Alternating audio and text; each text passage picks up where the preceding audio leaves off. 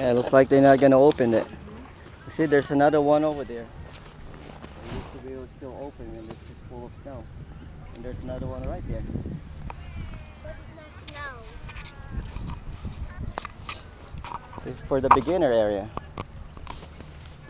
You know, if I know about this thing, we should just go nearby a little bit into the last one that we just went before, the Camp Go, New Jersey. Well, let's ski now. Okay, go. Enjoy, Connor. Yeah. Have fun. Connor, he just learned it. He had the pre-lesson before.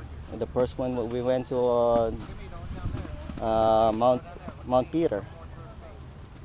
First one he had a ski lesson. About 30 minutes, about an hour, something like that.